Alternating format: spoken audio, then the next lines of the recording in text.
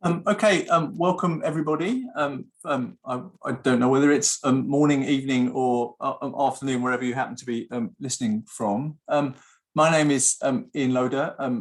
For the most important purpose for this afternoon is I'm editor of the Howard Journal, and we are gathered to celebrate the launch of the centenary issue of the journal, and to engage in some conversation with several of its contributors. For me as editor, it was a happy accident that my stewardship of the journal has coincided with the 100th anniversary of it first being published. Just as proof, here is the physical version of the first Howard Journal, which was published in October 1921.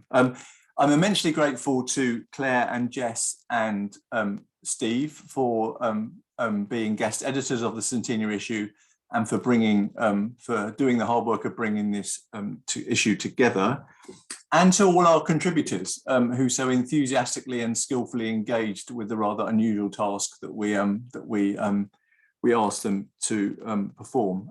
I think almost all the contributors are here, as it were, on the panel today. For reasons of time, we have simply asked 6 of them to speak, though several of them are also welcome to contribute to the discussion. My task today is really to chair the session and be compere. So enough for me, other than just to say what's going to happen. As I say, 6 of the contributors have been asked to speak. We asked them to speak not about their paper, but to spend 3 minutes answering the following question.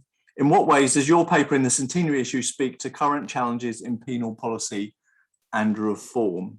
So 6 of them are going to speak in turn to that question for the next 20 minutes or so, after Claire, who is editor of the guest editor of the special issue, has given a brief overview.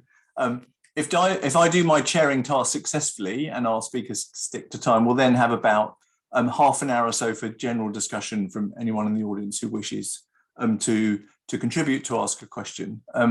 But more on that when we get to that point in the proceedings. So without further ado, Claire, can I hand over to you to just say something about the issue as a whole? Thanks so much, Ian, and thanks everybody for coming. Thanks to the panellists, and thank you to Ian for inviting me to speak on behalf of my fellow co-editors of this special issue.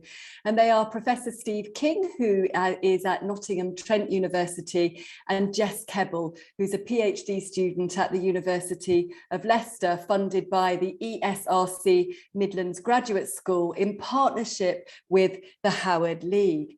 Now, what I've been asked to do is to speak for about 5 minutes, and so what I thought that I would do is to perhaps outline a little bit the history of the journal. I'd then like to talk a little bit about how we approached putting this special issue together. And then finally, just to outline a few things that in our view as editors have come out of the issue, or at least from our perspective. And I'm so interested to hear what our panelists have to say, and also our readers as you start to look at it. So the Howard Journal first appeared in 1921, which was the same year as the Howard Association and Penal Reform League merged to form the Howard League for Penal Reform. And it's been published continuously ever since, with the exception of 1923 to 5. There were, of course, a number of changes in the way the journal was presented in the decades that followed.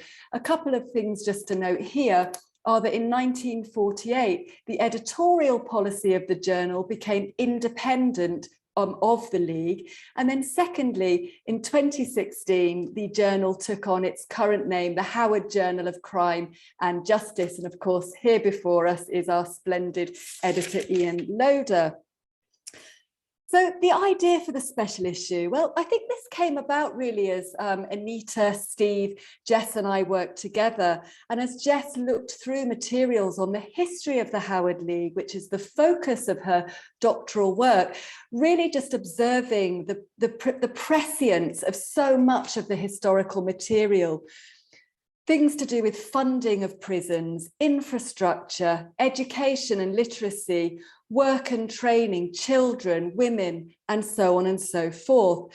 And so we started to talk about how interesting it would be to set up a discussion of the past from a contemporary perspective and vice versa. We're so grateful to our contributors to the issue. We literally cold called you. And we were so delighted with what were really generous responses, enthusiastic responses by a fantastic group of people who I think really saw the potential of this issue in the way that we envisaged. And we're so pleased with the wide range of material that we've covered, and also the wide range of contributors who have written for the issue, which really reflects in both regards the journal over the past 100 years. Now, the special issue, as you'll see, and perhaps you're scrolling through now, covers a huge range of issues, everything from preventative detention to facilities for juvenile offenders, penal servitude, education, alternative sentencing, and the size of the prison population. And it's clear to us, I think, that there are a number of things that were taking place over the longer duration of the publication of this journal that are worthy of note.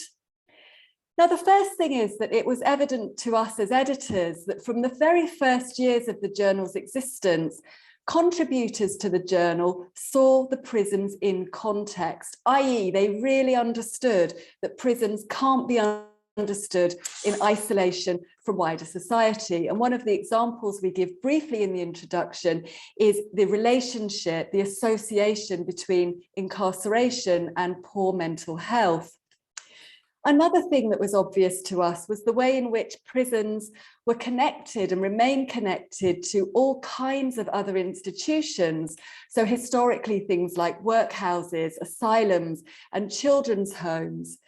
The populations, of course, of all of these institutions were often in common, and also the same people, often magistrates, put populations in these different institutions. There are a lot of synergies and connections there. The third thing, and this is really thanks to Steve King's pioneering work, was the explosion generally in campaigning culture from the 1840s. And it's become clear to us, and is becoming through Jess's work all the more clear, that members of the Howard League were involved in multiple causes. So things like the fight against child labour, women's suffrage, or the CDAs, the Contagious Diseases Acts. Fourthly, prisons become married in really interesting ways, we think, to new understandings of citizenship and the causes of crime. And we talk in the introduction about how ideas of so-called honest poverty emerge. And in the journal, some of the articles in the journal, we think, can be conceptualized as reflections on acceptable citizenship, who deserves the assistance of the state and who does not. And then finally, and I'll close with this, was the way in which the journal existed and still exists in its international context. And going through the journal over the decades, it's amazing to see the interests of contributors and of the Howard Association or the Howard League in America, the British colonies, Europe, and further afield, including also Ireland. And we think that this is also something that really marks out the various articles and interventions in the journal over the decades since 1921. But of course, I'm more interested to hear what our panelists have to say. So Ian, I will hand back to you as chair. Thank you very much.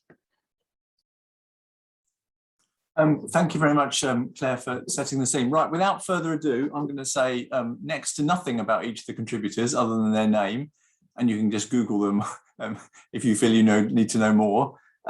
So the kind of speed intervention part of the seminar will now commence. First up is Richard Sparks from the University of Edinburgh, who will be speaking to his contribution to a special issue on prisons and the public. Richard, the floor is yours. Hello, everybody. It's a great pleasure to be here and to be part of this lovely special issue commemorating the League. I've said that on behalf of everybody else, so I expect to have an extra 20 seconds. So we've got 3 minutes, so I'm going to say 3 things, right? I was asked to respond in my contribution to this paper called Prisons and the Public, which is written by Margaret Bonfield. And the title is by Margaret Bonfield JP, which might give you a bit of a sense of her as not being quite the person that she really is. So I want to spend 1 minute saying something about the speaker and what it is that she has to say. Secondly, something about the context in which she says it. And thirdly, the thing we're really here to talk about, which is the distinctions between that moment and ours in terms of the continuities and differences for thinking about penal reform questions. Now, Margaret Bonfield is a truly remarkable person, and I'm very glad to have written this paper because I know a lot more about her than I did when I began. Amongst other things, she was one of the 2 years after she gives this talk at the opening sort of AGM of the Howard League, she becomes one of the first 3 female Labour MPs, and by the end of the decade, the first female cabinet minister and privy councillor of any party.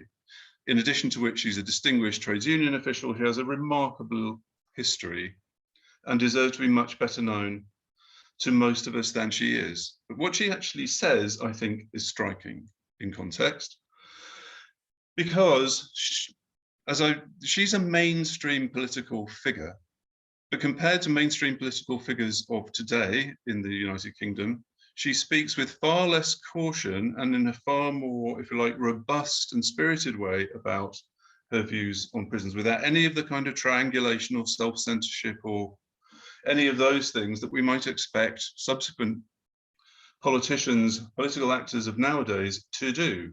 Rather, she says, amongst other things, we have to turn society upside down as regards our categories of crime. The prisons, she regards prisons as essentially a waste of life, a waste, as she puts it, the genius of human material. She speaks of them as utterly unnecessary. In other words, although it's complicated, and I don't have time to go into this, she adopts what I would call a quasi-abolitionist position. And she has the confidence to do this because she can call in aid the views of a number of everybody else really present in the room, including practitioner speakers. So how does that relate to the context against which she's speaking? It seems to me that Bonfield is able to speak in this way because she takes it that the entire room is with her. And the room in this context is articulating and responding to a notably hopeful, confident and future-focused idea of prison reform. The general consensus amongst the speakers on that evening is that the prisons don't have much of a future. They're essentially an 18th century technology that reaches its apotheosis in the 19th century and does not have a great deal of part to play in the 20th. So what's notable about the tone of the discussion is there's a great deal more optimistic, or I'd say perhaps better hopeful and future-oriented than most subsequent discussions have often been, certainly latterly, and that from a 21st century perspective, it's striking that mainstream political actors, somebody who's within a couple of years this evening becoming a Labour MP and cabinet minister, should be able to nail their colours to that mast in quite this way. So what does this? Now, the simple response to all of that is, well, they got it wrong, didn't they? They were quite misguided in their hopes and aspirations. Rather more interestingly, I think, and Claire's already indicated this, is how people felt that those were credible and plausible positions to outline in the context in which they did. And they implicate the question or the set of implications that we need to wrestle with now, given that penal reformers and the League itself and Howard League Scotland and other organisations have so often subsequently found themselves on the back foot, adopting essentially defensive postures, is what would be necessary? What kind of shift of positioning, what kind of change of rhetorical thinking would make it credible to recover some of that sense of futurity that is evident in the room on that evening? How is it that one can consider the possibility of moving from a damage limitation position in which progressive people so often find themselves to one in which we might be making some of the weather? That's it.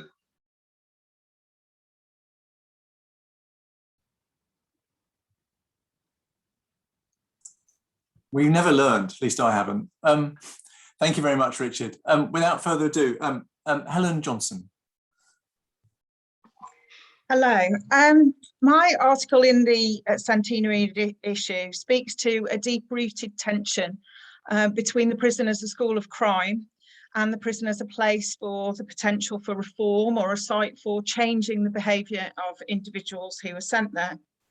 Using the articles from the 1921 edition, it explores the long-standing and conflicting views on this matter and uses the key theme of prison education to additionally illuminate these tensions.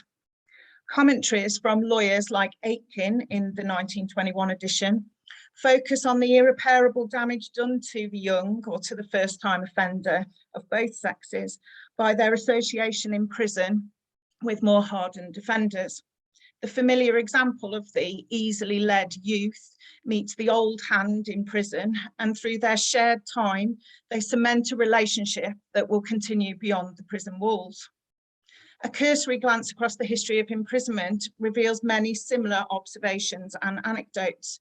These stories focus upon this anxiety surrounding the problem of placing the young, the first offender, or the naive novice into this corrupting prison environment, where the more experienced or hardened are waiting to ensure the newcomer's complete rejection from society by drawing them yet further into the criminal world. In the 21st century, views about prison continue to oscillate between fears about placing people in prison due to poor living conditions, limited purposeful activity, recidivism rates, as well as potentials to vulnerability and harm, against the need to address offending behaviour through, in this case, education and training. So whilst these views have manifested themselves slightly differently across 100 and perhaps 200 years, there are some disturbing features that continue and reoccur. Despite the wider changes in the penal system throughout the 20th century and into the 21st, practices within prison regimes can be quite slow to alter, and educational practices are another example of such protracted development. Today, literacy levels are significantly lower for people in prison as compared to the general population. An estimated 62% of those entering the prison with literacy levels of an expected 11-year-old compared to 15% of the general population.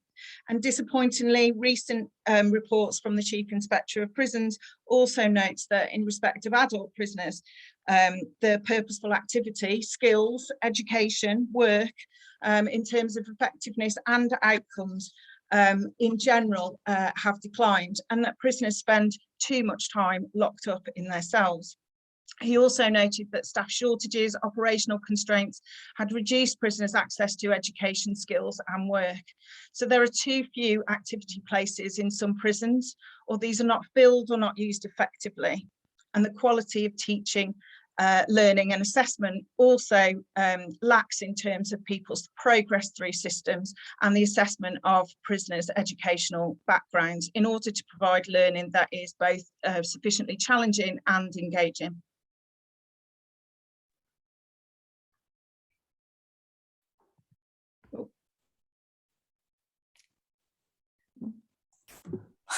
Thank you very much, Helen. Our next speaker is Heather Shaw. Heather, the floor is yours. Yeah, thanks, Ian. So my contribution was focused on juvenile and young adult offenders. So in the 100 years since the Howard Journal was first published, it can seem like there's been little positive change in the arena of youth justice. The numbers of juveniles in custody has, of course, dropped significantly in the last decade or so, although problems still dog remaining custodial institutions.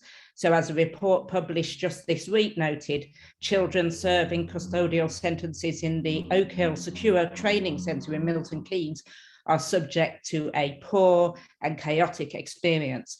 And for young adult prisoners, the situation still remains fraught. A recent HMPPS report emphasised the negative impact of custody for these prisoners. So in 1921, in the 3 articles, Suicides of Boy Prisoners, Portland, Borstal, and the Delinquent Child After the War, the journal's focus was on the young delinquent and their concerns about the rise of a wartime generation of juvenile delinquents was really shaped by fears that this would create a new generation of what they termed the juvenile adult offender. So this was juveniles, young adults aged 16 to 21. Moreover, that trope, the desire to nip crime in the bud to deter the artful dodger from becoming Bill Sykes, was one which had been frequently voiced by their Victorian and Edwardian predecessors. Now, in 1921, of course, this was the Borstal cohort, young men on the cusp of adulthood. And this group still today are often considered to quote from one report, a forgotten group in the penal system. And reports have concluded that there is little coherent strategy for and little understanding of the needs of this group of prisoners. Now, the Borstal system had been established in the early years of the century to address the specific needs of this group of offenders.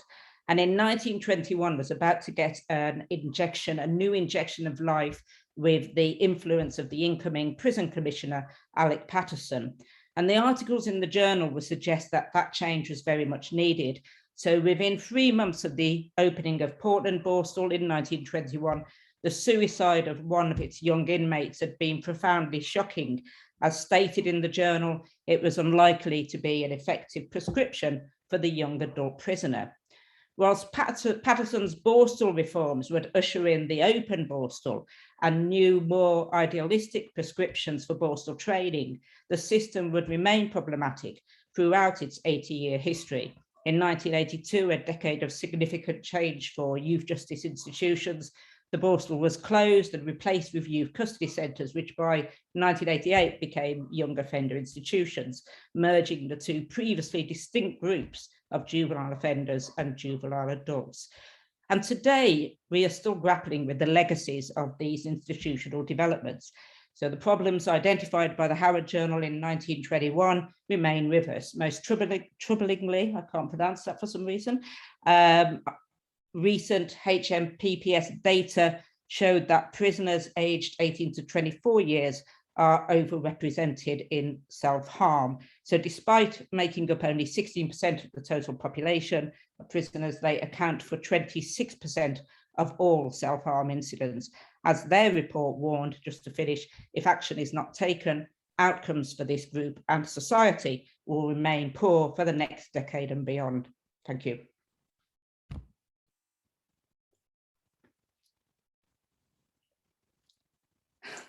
Thank you so much, Heather. One of the wonders of pandemic seminars is we can whisk around the world without having to leave our seats.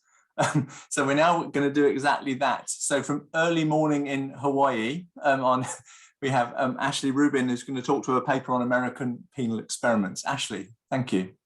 Thank you so much, Ian. One by one, the walls of our prisons are being torn down, and the hope that the prison will be done away with is not a far distant thing. It is no longer a dream of idealists. It is a possibility in the light of experience. Spencer Miller, a prison reformer and administrator, wrote this sentence in 1921 as part of his remarks representing an American perspective on then contemporary prisons. That these sentiments were written in 1921 and with so much optimism about the possibility of prison abolition, and for it to be so wrong a century later, is striking. It speaks to the difficulty of the project that so many are currently pushing for. As a reformer, Miller was committed to reforming prisons, but he was also conflicted about this approach since he believed the prison was beyond repair, saying at one point, "It seems to us almost the limit of folly to keep on maintaining these institutions and attempting to do the job of reform at the wrong end." This is, of course, the significant tension that we see today, reformism versus abolitionism. Indeed, Miller's short article speaks to the long-standing, if changing, character of prison abolition and the multiple periods in US history that prison abolition was actually pretty popular and mainstream. Remember that he's also not just a penal reformer, but a prison administrator. It reminds us that the growing commitment to abolition today is not unprecedented. It is in my lifetime to see mainstream discussions about abolition, but not in the sweep of 20th century history. We often think of the 1970s as a major moment of decarceration and abolitionist fervor, but it was also powerful in the progressive era. But I also find this incredibly depressing. It's at least a century-long project, albeit one that has ebbed and flowed, that has yet to succeed in its basic goal. Only now the prison is even more entrenched than it was in 1921, and abolitionists today face a much larger prison system than Miller and his colleagues faced. But it's also worth noting that this article hit differently when I read it in 2020 than it would have if I had read it in, say, 2010. In 2010, it probably would have felt rather distant and quaint, but today, with abolition a major topic of interest, Miller feels like a ghost haunting us, a reminder of how we might appear a century from now if current abolitionists don't succeed in their efforts. This also makes me wonder about how different the Hojo centennial would be if it had happened 5 or 10 years earlier, or perhaps 5 or 10 years in the future. That it occurred in this historical moment makes for an especially acute contrast, and the timing lends a particular urgency to the conversation that we might not have felt earlier. So that's it. Thank you.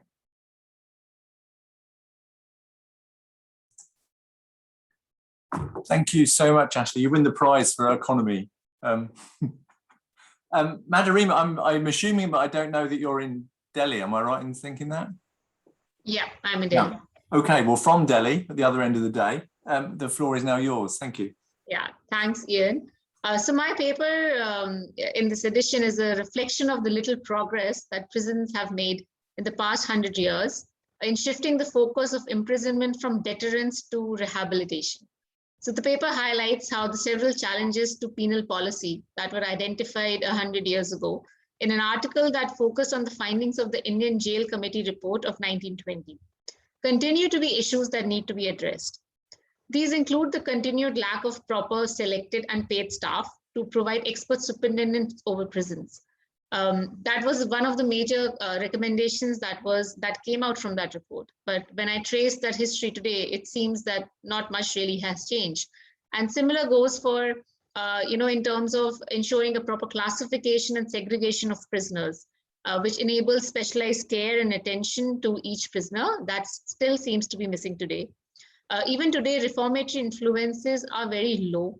Prisoners are rarely provided any aid or assistance upon release, especially in the developing countries.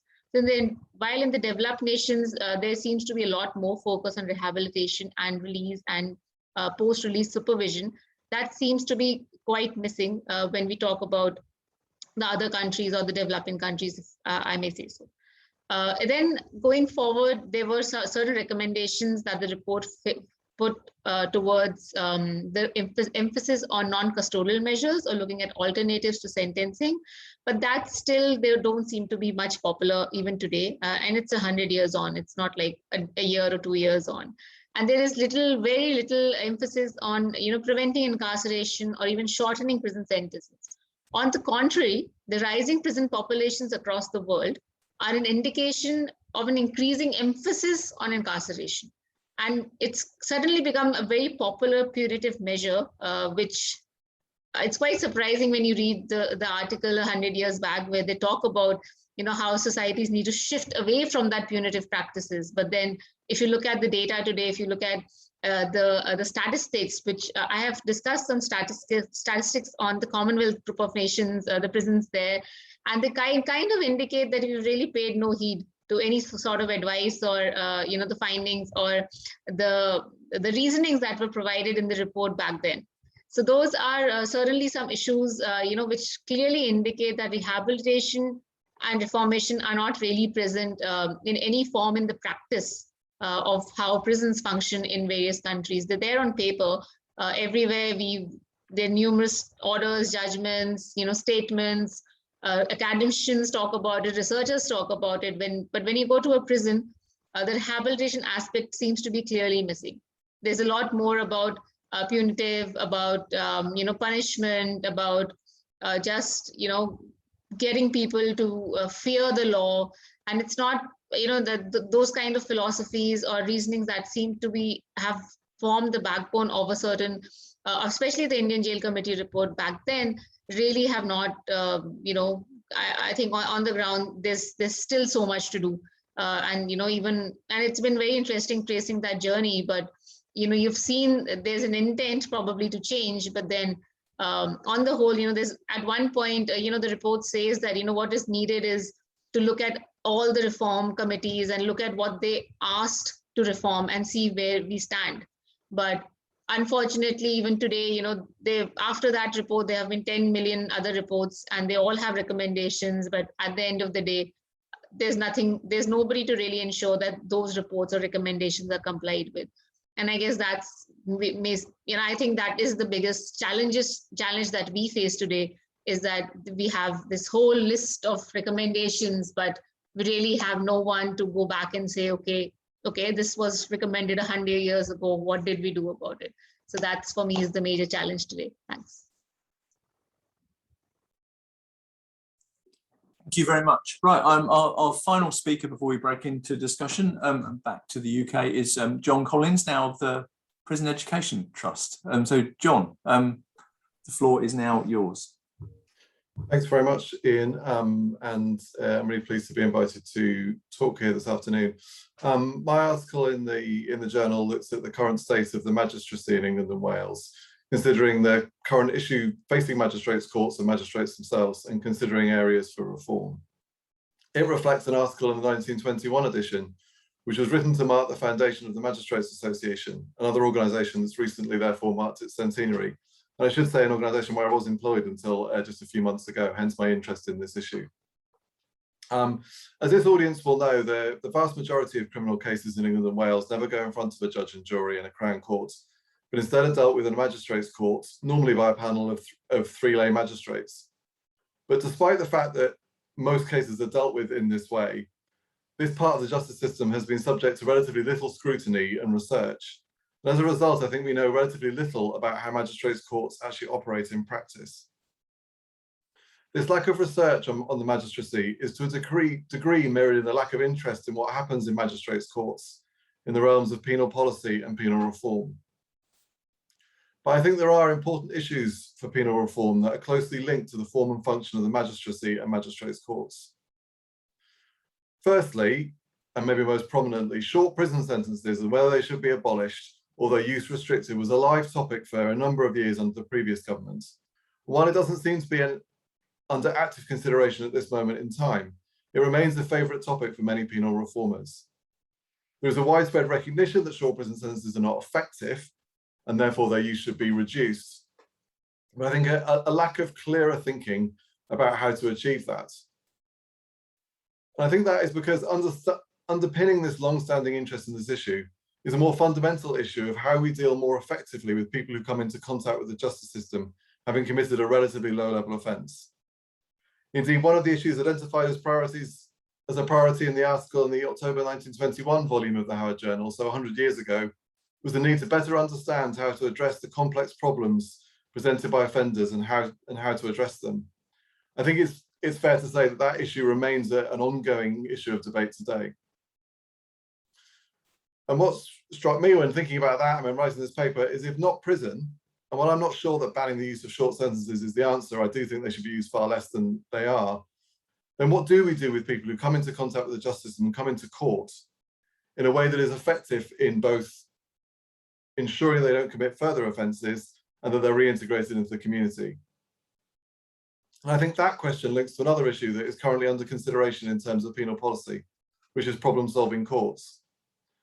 If we don't want courts to simply punish people, and we want contact with the justice system to have a positive impact, or at least less of a negative impact than it does now, I think the problem-solving courts rooted in their local communities and linked not just to the justice system, but to mainstream local services that can genuinely help people to move away from crime rather than further into the justice system, have to be part of the answer. We've seen in the family justice system with family drug and alcohol courts, the benefits that can be achieved by genuine approaches that try and solve people's problems rather than punish them for their behaviour. But it's too rare, I think, that sort of approach is taken within the criminal justice sector. And magistrates who sit in family court, in my experience, are often horrified by what they see when they sit in criminal courts, in that they don't see it as a forum in which issues are addressed, but rather where justice is processed quickly to deal with people and move them in through the system without genuinely engaging with what's brought them in front of the court in the first place.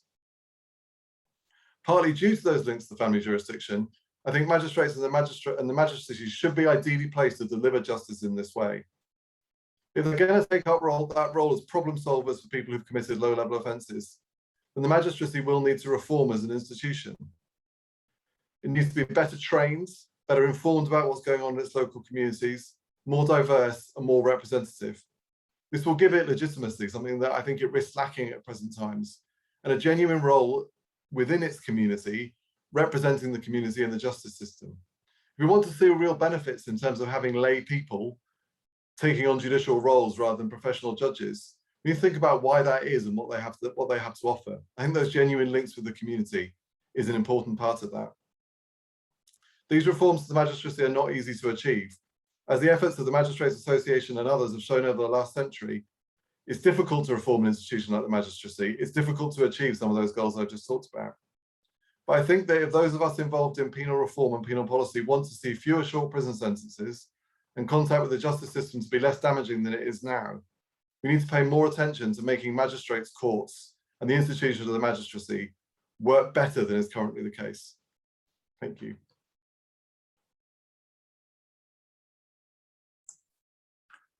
Right, thank you very much, John. Thank you very much to all our speakers for pretty much sticking to time.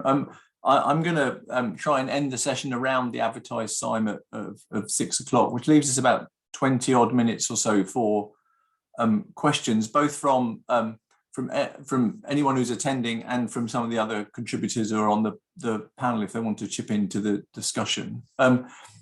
I think the easiest way to do this is to indicate you want to ask a question in the question and answer session box on Zoom. And then I can either, I always think it's better on these occasions if you're willing to either get your camera or your mic turned on and ask your question yourself. If you're unwilling to do that, I'm very happy to read it out for you. So so the floor is open to anyone either on the panel or in the, as it were, audience who wishes to contribute.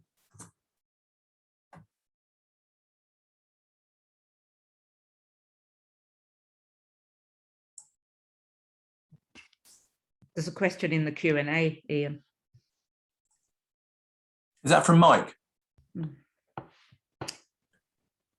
Mike, do you want to ask your question live?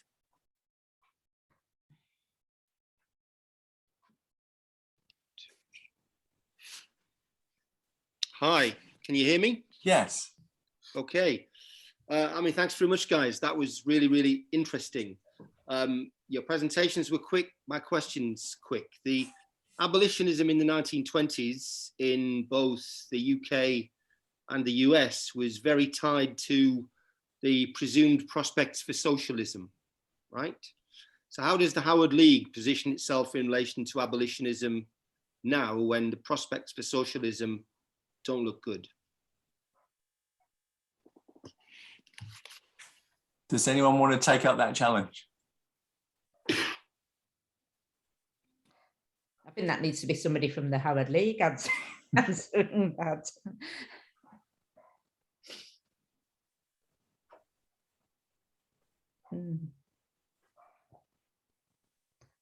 I can't speak to the Howard League's perspective, but I think at this point, abolitionism is popular among a lot of different groups, and it means a lot of different things to different people. And there, you know, some really interesting debates about like what exactly, like some people mean abolition, like full on, like full stop, get rid of it, whether that's police or prisons. And other people kind of have more like, you know, what we would typically, I think, call decarceration. But I think one interesting thing is it is like, even today, there are some groups that are in favor of socialism, but it's also kind of broader than that. It doesn't have to be tied to that.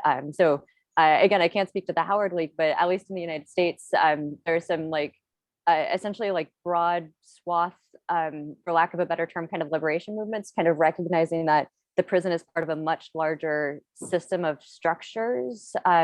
That sounds very jargony, but basically you can't get rid of the prison in a vacuum. And to even have that conversation, there's a lot of stuff you have to do before you get rid of the prison, or as part of that process. And so it's just this gigantic project, which personally I find intimidating. But I think people are kind of thinking both very big and also kind of short term as well. So there's a lot of different ways that you could go with that. Thanks. Okay, we have the next question in the Q&A is from an anonymous attendee. I can read it out. It says, what are the top 3 positive changes that the Howard League are proud of? I'm not sure that anyone on the panel is best placed to answer that question. If anyone who is here from the Howard League wants to come in and answer it, then please do so. But I'm going to leave that hanging and go to a question from Bob Shoemaker. And Bob, do you want to ask your question live? Can you hear me? We can. Yeah. Okay. So relating to the last paper, I'm just interested what the current attitudes of the magistracy are to imprisonment.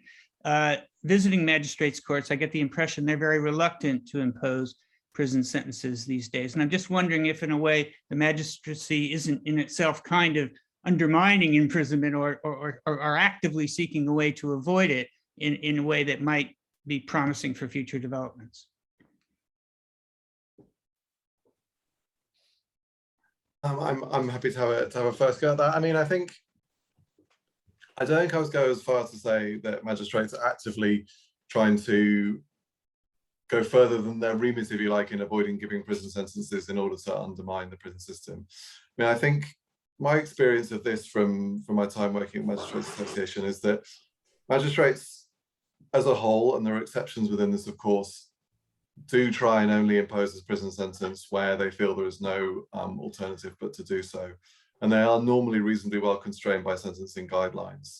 And the sentencing guidelines in England and Wales are fairly prescriptive and do, particularly at the bottom end of the scale, leave relatively little room for manoeuvre. But it's still my view that prison sentences, and short prison sentences in particular, are given, whether by magistrates or district judges, where they could be avoided if the right information was available to magistrates' courts and if the right alternative options were available in the community. I don't think that's always the case, particularly in terms of treatment and support for people with mental health, drug addiction or alcohol addiction issues.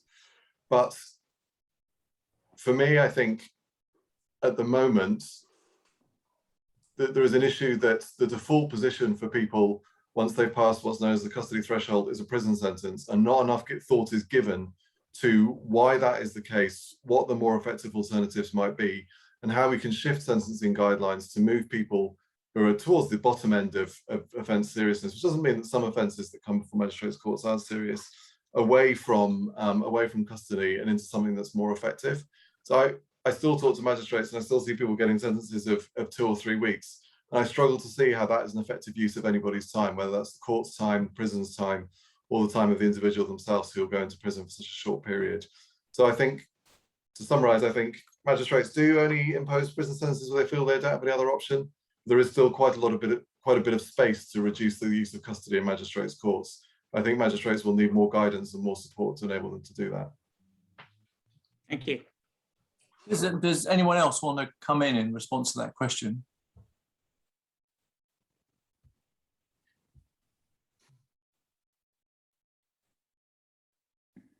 Okay, if any of the other contributors are on the panel but haven't spoken and wish to come in and contribute, you can merely do so by just turning on your camera, and I'll be alerted to that fact.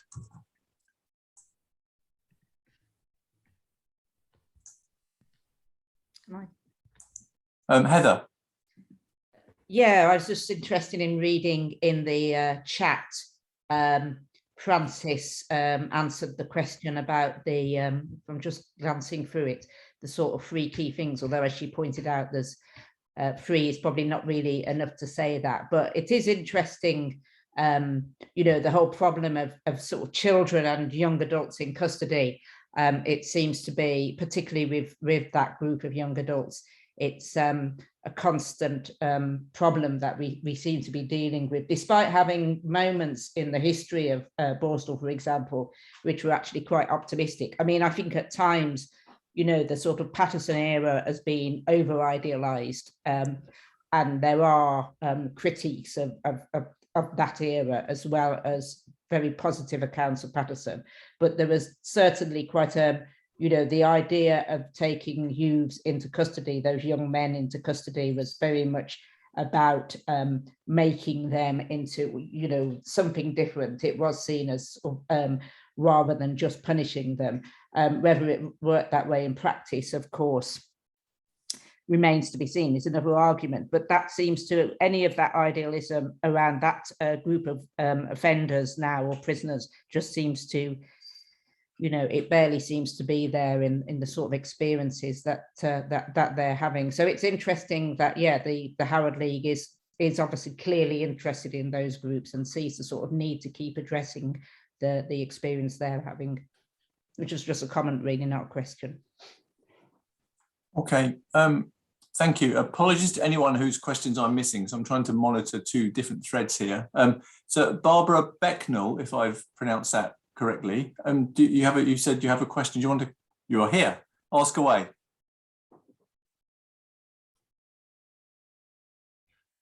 You're on mute, Barbara.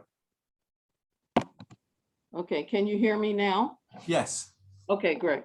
I was actually writing it thinking that I wouldn't be able to say it. So what I wanted to do, one, you can maybe tell from my accent, I'm from the United States. And so I'm working on a PhD, and my PhD has a lot to do with the penal system, and particularly the death penalty system and how it's imposed, and the racial bias involved with this imposition in the United States. But my question is, or my thought is, or my comment is, that I think penal reform in the United States, at least, is a challenge because of the point raised by Kelly Hernandez in her book, City of Inmates, and where she makes the point that mass incarceration is really meant to impose a practice of mass elimination of primarily Black and brown people from the general population.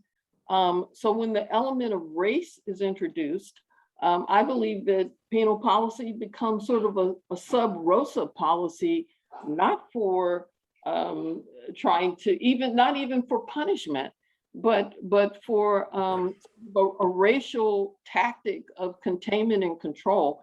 So I wondered if anybody had any thoughts about Kelly Hernandez, if you had heard anything of her book, because that literally is the opening sentence. So I'm not engaged in hyperbole.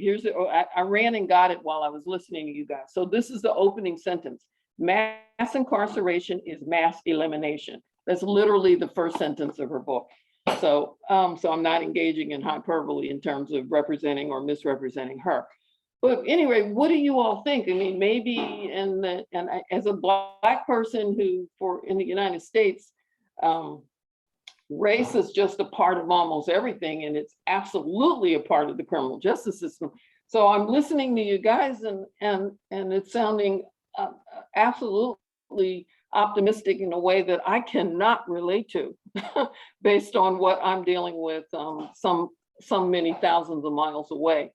So anyway, any comments about Hernandez's point of view and mine, as pessimistic or as it may, or cynical as it may sound? Sorry about that. But no need to apologize. Yeah. Who wants to come in on that?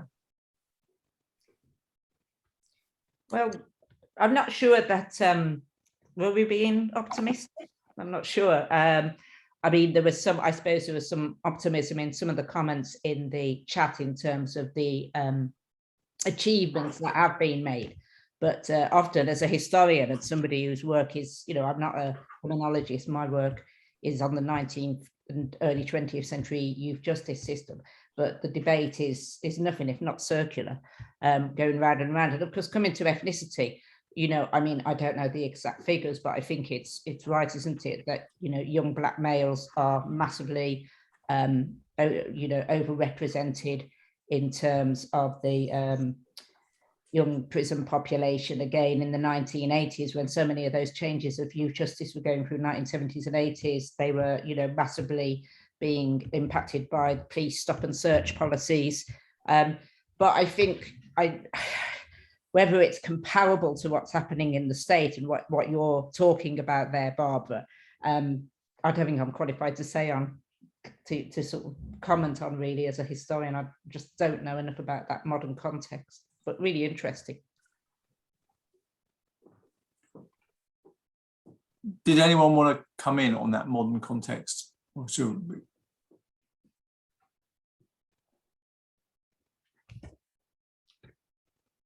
Just to add something, thanks so much, Barbara, for that really interesting comment there. Really enjoyed hearing you speak, and actually, to my shame, I don't know City of Inmates, and I found it and I will be reading it as soon as I can. I'm doing some work in Guyana at the moment, which is the former colony of British Guyana, where we see very, very similar intersections between race and incarceration, and the overrepresentation of particular groups of people, young men, notably in the criminal justice system and in prisons, in the way that you describe. And there are some very interesting connections between enslavement, the history of enslavement in a plantation colony, and incarceration in the present day that can be drawn. And we're very much working with frameworks of coloniality and feminist criminology to think that through.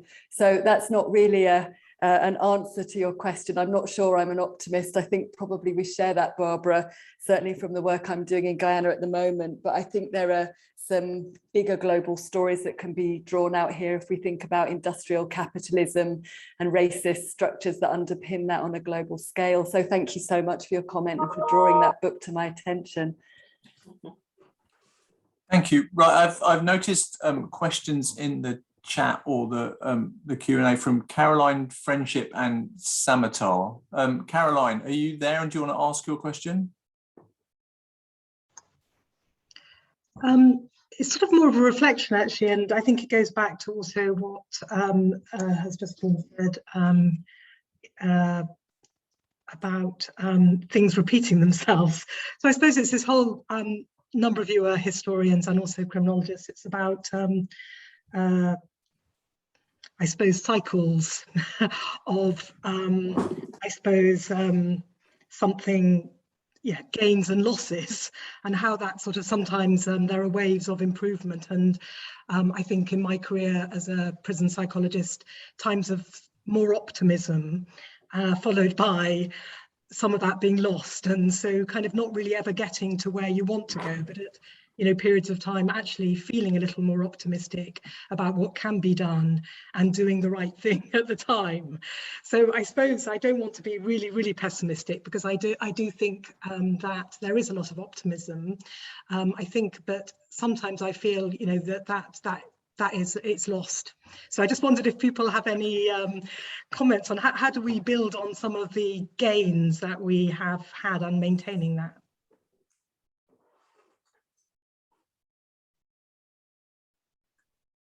Richard. Yeah, I think that's a very important reflection, and I think it relates to a number of other things that have been said, including Barbara's intervention, actually, because I don't think I find myself on the whole particularly optimistic, but I am somewhat encouraged to know that at points in the past people have taken a different view from the one that we might automatically do now, right? That in itself, I think, is a perspective that we might otherwise lack, and that the ways in the danger of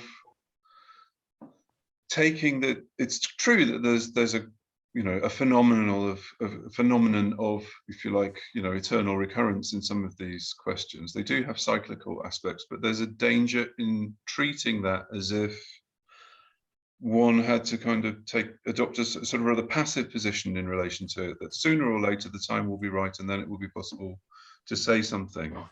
And I suspect that the people who have made key interventions at different points tended not to take that view. They knew something tactically about the grain of the moment into which they were speaking, but also that they were attempting to actively change it.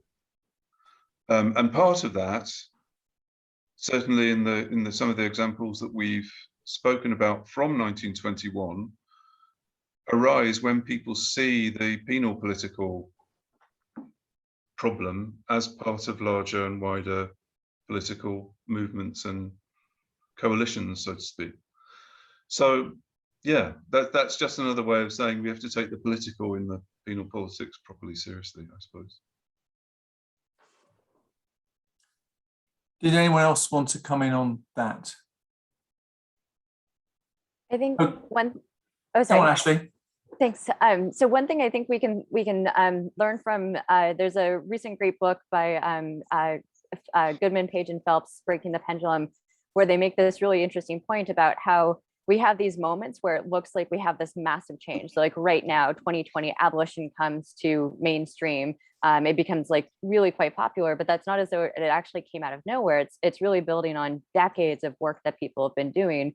So like, yes, in the 70s, that was another big moment, but even between the 70s and 2020, people like Angela Davis and Ruth Gilmore Wilson and others, more recently, Miriam Kaba, have been working and kind of doing that grassroots work and kind of like getting the word out. And so I think the kind of larger lesson from that is, you know, these things that look like they come out of nowhere, really building on people's ongoing work. And so one part of it is, even if the context isn't in favor of whatever change you're trying to make, just keep working at it, because at some point there will be the right context where you can like start to build on it. And if you're not working on that in the background, then there's nothing to build on when the context happens. So it's kind of like that kind of combination of agency and structure. You have to like work together, but kind of making, you know, Richard's point, you can't sit back and just hope that it's going to happen. You have to be constantly doing that work for that to kind of pay off eventually when things shift in your favor.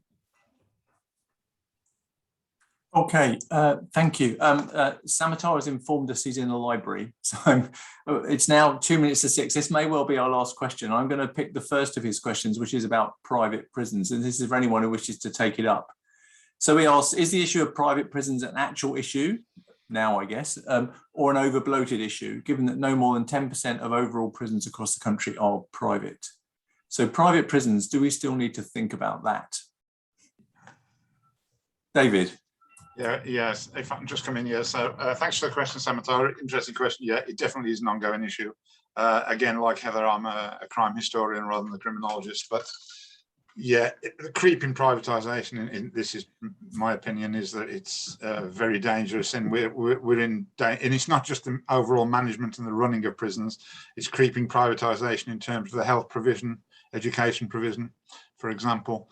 And in many ways, it can be argued, I'm in real fear that we're going back to a situation, again, as a historian, prior to 1877, where prisons were largely, with the exception of convict prisons, local prisons were run by local bigwigs, local authorities, privatised to a certain extent, and certainly before 1823, with the 1823 Jails Act, they were largely run for profit and in private hands. And I think there's a real problem in the overall concept of prison as profit-making organisations. Does anyone else want to come in on that question before we close? Okay, we've we've had a good hour. I actually wanted just to end with some thanks, a reflection, and a couple of plugs. So the thanks is firstly to everyone who's come along this afternoon. I hope you very much enjoyed it, and your appetite has been whetted to go and read these excellent contributions. And thanks to again to the editors and the contributors, but both for the effort they put into making this issue possible, and indeed for turning up and contributing to this event. The reflection was something that struck me. I mean, it came up a couple of times in many of the contributions, and I'm not the first person to have drawn this distinction, but it seems to be an important one, both in politics generally and in penal reform in particular, which is to make the distinction between optimism and hope. I don't feel a particularly optimistic person. If one thinks about optimism as the kind of just the belief that things are going to turn out okay, I'm not at all convinced that things are going to turn out okay. Hope's a very different kind of thing. Hope seems to me to be the belief that change is possible, that's grounded in history and experience and the defeats of the past, and the willingness to continue to work for change in the full knowledge of that understanding. And I think one of the things that history can teach us is just a better sense of both those, as various people have mentioned, both those moments in the past and what can be learned from the moments where things have changed, and the things that we can kind of take forward into both our academic and campaigning work today. Finally, I just want to end with a couple of plugs. The the first a plug for the Howard League. Claire mentioned at the beginning that since I think she said 1949, the Howard Journal has had editorial independence from the Howard League.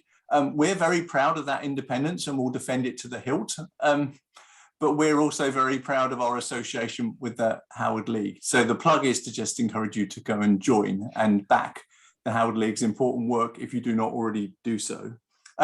The second plug, if I may be allowed, is just a plug for the journal. I mean, one of the things that we kind of think about a lot in the journal, at least I do as its editor, is where we kind of position ourselves in what has become a very crowded journal space. And I think part of that positioning has been amply on display this evening, and it is about that connection between the doing of academic work and research and theory and the practical world of penal politics. And I think trying to sustain a dialogue across those institutional and other barriers is a very important thing that the journal can do.